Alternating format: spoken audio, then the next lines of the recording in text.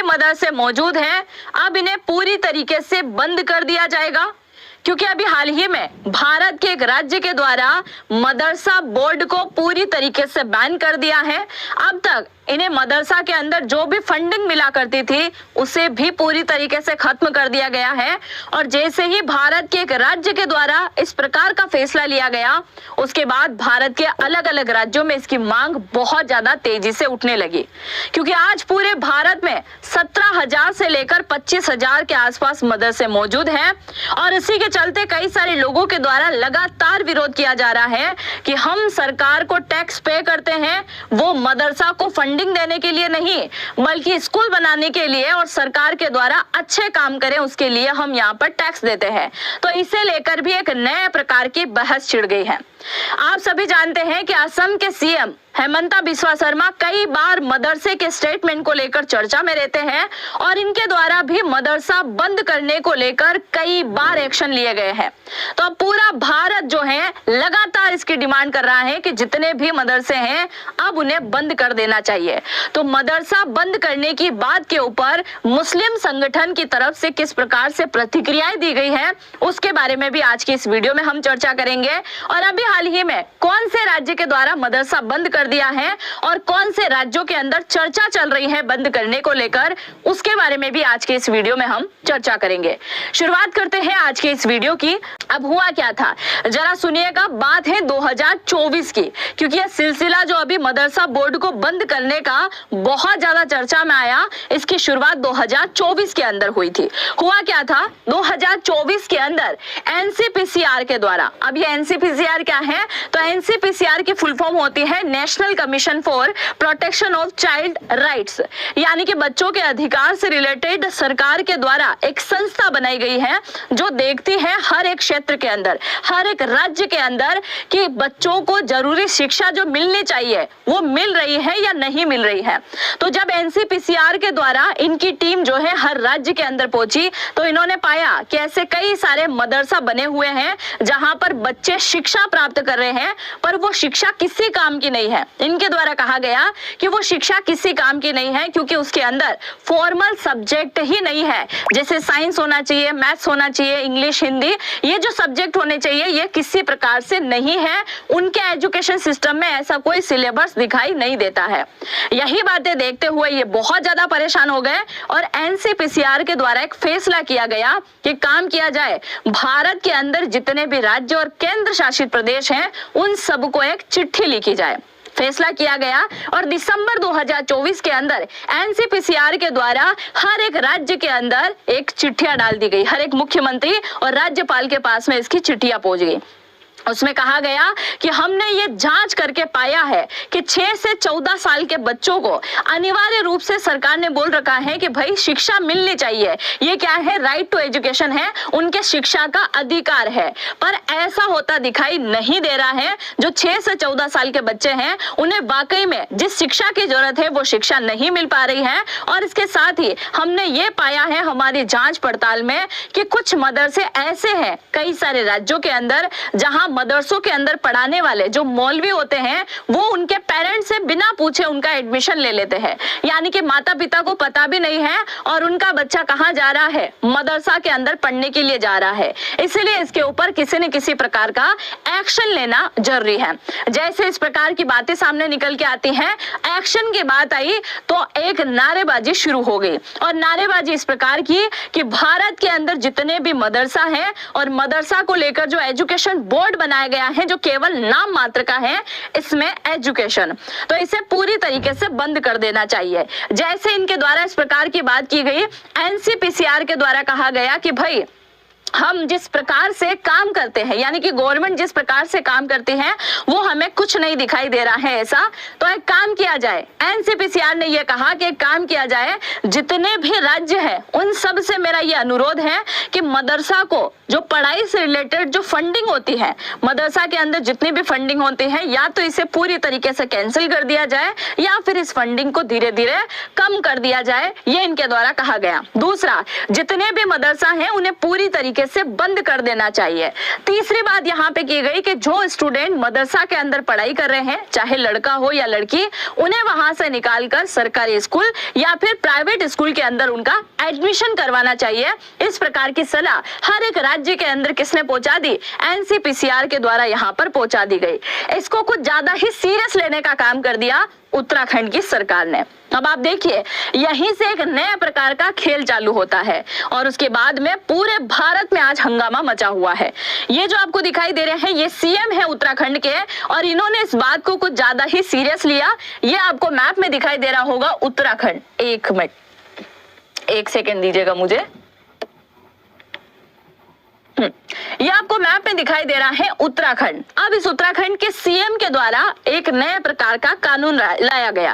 कानून इस प्रकार का कि minority education institution board act लाया गया, जिसके अकॉर्डिंग इन्होंने एक कानून में इस बात को क्लियर कर दिया कि उत्तराखंड के अंदर जितने भी मदरसा बोर्ड चलते हैं, जितने भी मदरसा है, मैं उन्हें पूरी तरीके से अब बंद करने जा रहा हूं। इस प्रकार का अनाउंस इनके द्वारा किया गया। दूसरा, एनसीपीसीआर के द्वारा जो मेरे सामने बातें रखी गई है कि बच्चों को नॉर्मल पढ़ाई देनी चाहिए जो कि 6 से 14 साल के बच्चे सीख पाए। इसीलिए उन मदरसा की जगह जो मदरसा में पढ़ने वाले बच्चे हैं, उनको अब मैं नया सिलेबस यहाँ पर प्रोवाइड करने जा रहा हूँ, जिसके अंदर साइंस भी पढ़ना होगा, मैथ भी पढ़ना होगा, हिंदी, इंग्लिश, जो भी सब्जेक्ट इस राज्य के अंदर चलते हैं वो इन्हें अनिवार्य तरीके से पढ़ने होंगे। जैसे इनके द्वारा इस प्रकार की बात की गई, एक तरफ जो है इनकी विपक्ष की पार्टी और एक तरफ मुस्लिम पार्टी जो है, यानी कि मुस्लिम संगठन जो है, उनके द्वारा इसका पुरजोर विरोध किया गया। इन्होंने कहा कि अगर आपने मदरसा बंद किया तो हम रिलीजन्स की पढ़ाई कहाँ देंगे, यानी कि हमारी धार्मिक शिक्षाएं जो हम देते हैं कि कुरान कैसे पढ़ी जाती है, लड़कियों को हम सिखाते हैं कि हिजाब कैसे बांधा जाता है, लड़कों को भी हम सिखाते हैं कि कुरान ऐसे पढ़ी जाती है, इस प्रकार की बातें बोली जाती हैं, वो हम कहाँ सिखाएंगे? आप तो आने वाले टाइम में, अभी तो मदरसा बंद कर रहे हो, आने वाले टाइम में हमारी धार्मिक शिक्षाओं पर भी वो बैन लगा दोगे कि हम तो धार्मिक शिक्षा भी यहाँ पर नहीं देने देंगे। इस बात को लेकर इन्होंने बहुत ज्यादा विरोध करना शुरू कर दिया। जैसे इन्होंने विरोध करना शुरू किया तो उत्तराखंड के सीएम ने कहा, ठीक है, आप अपनी धर्म की शिक्षा देना चाहते हो तो एक काम करते हैं, उत्तराखंड सरकार के अंडर में रहते हुए आपको धर्म की शिक्षा भी देना होगा, जिसके ऊपर सरकार निगरानी रखेगी।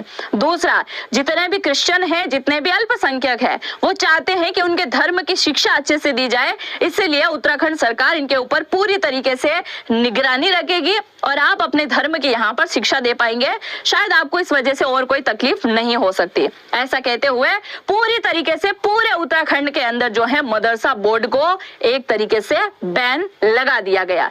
जैसे इन्होंने बैन लगाया तो ये मुद्दा पूरे भारत में फैलना शुरू हुआ और बाकी राज्यों के अंदर भी चर्चाएं तेज हुई।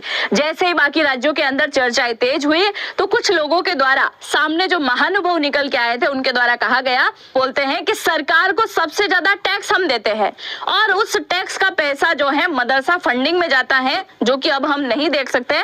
इसलिए हम सरकार से अनुरोध करते हैं कि मदरसों को बैन कर दो, जितने भी मदरसे हैं सबको बंद करो और उन सभी बच्चों को उठा के कहाँ डालो? प्राइवेट स्कूल या फिर सरकारी स्कूल में डालो, ताकि वो अच्छी शिक्षा ग्रहण करे, डॉक्टर बन सके, ना डॉक्टर नहीं, इंजीनियर बन सके, यहाँ पर साइंटिस्ट बन सके और किसी प्रकार का अच्छे से काम कर सके। इस प्रकार की बातें यहाँ पर निकल के आती हैं। उसके बाद में कुछ लोगों के द्वारा ये बात कही जाती है कि भाई उत्तराखंड सरकार ने जो मदरसे बंद किए हैं, हम मानते हैं कि कुछ मदरसों के अंदर गलत शिक्षाएं दी गई होती है ना, हम मानते हैं कि कुछ मदरसा के अंदर शिक्षाएं गलत दी होगी, पर हर मदरसा एक सा नहीं होता है और हर मदरसे के अंदर ऐसी शिक्षा हम नहीं देते हैं। जैसे इस प्रकार की बात निकल के आती है तो एक और फॉर्मेट सामने निकल के आ जाता है। क्या सामने निकल के आता है? आप सभी ने टीवी डिबेट में कई बार यह देखा होगा कि कुछ दो व्यक्ति इस तरफ बैठे होते हैं और दो व्यक्ति इस तरफ बैठे होते हैं। इन दोनों के द्वारा कहा जा रहा है कि मदरसा पूरी तरीके से बंद कर दो। एक तरफ के लोगों के द्वारा कहा जा रहा है कि मदरसा को चालू रखो। अब इस प्रकार की बातें जो दिखाई जाती हैं, वहां उस डिबेट के दौरान कहा जाता है कि मदरसा ही वो स्थान है जहां से छोटी उम्र में बच्चों को ये सिखाया जाता है, गलत सोच उनके दिमाग में डाल दी जाती है। मदरसा वो स्थान है जहां पर देश विरोधी धाराओं को कंप्लीट किया जाता है।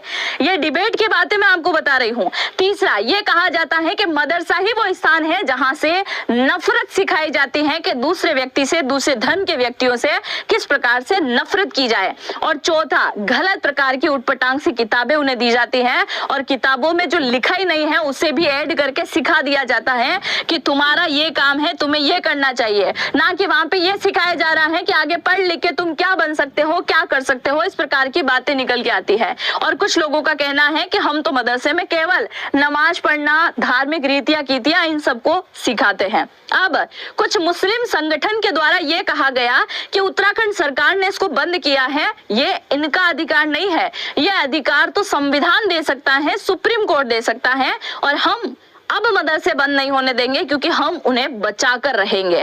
कैसे बचाने की बात की गई है? मदरसा बचाने वाले लोगों के द्वारा कहा गया कि संविधान हमारी सुरक्षा के लिए, यानी कि इन मदरसों को बचाने के लिए हमें आर्टिकल 25 से लेकर 30 तक का अधिकार देती है। इसी आर्टिकल के अकॉर्डिंग लिखा गया है कि हम हमारे धर्म को मान सकते हैं, सीख सकते हैं, सिखा सकते हैं। इसके लिए यहाँ पर मदरसा खोल सकता है, ईसाई क्रिश्चियन जो है यहाँ पर मिशनरी स्कूल खोल सकता है, और जितने भी अल्पसंख्यक है वो यहाँ पर अच्छे से काम कर सकते हैं। ये कौन बोलता है? सरकार बोलती है। और आर्टिकल 25 से 30 आर्टिकल जो है वो हमें इस चीज की जो है इजाजत देता है। तो फिर आप कैसे इस चीज को बंद कर सकते हो? अल्पसंख्यक हैं हम और हमें पूरा अधिकार है, हम हमारे धर्म का प्रचार प्रसार यहाँ पर कर सकते हैं, और इसलिए सरकार जो हमें फंडिंग देते आई है वो फंडिंग भी हमें चाहिए ही चाहिए, वो देना भी पड़ेगा। अब कुछ लोगों के द्वारा ये कहा जा रहा है, जो मुस्लिम लोग हैं, शायद एजुकेशन उनकी काफी अच्छी है, उनके द्वारा ये कहा गया कि मदरसों को बंद करने की बजाय मदरसों को रिफॉर्म करना जरूरी है। रिफॉर्म कैसे? मदरसा वही है, स्थान वही है, बच्चे वही है, वहाँ के टीचर चेंज कर दो, वहाँ का सिलेबस चेंज कर दो, जगह वही है, फंडिंग भी वही है, बस वहाँ की पढ़ाई को थोड़ा सा चेंज करने की जरूरत है। क्योंकि इस्लाम धर्म के कुछ व्यक्तियों के द्वारा कहा जाएगा कि कल से हमारी तालीम जो हम देते हैं उसके ऊपर भी सरकारें रोक लगाएगी, जो कि नहीं चलेगा।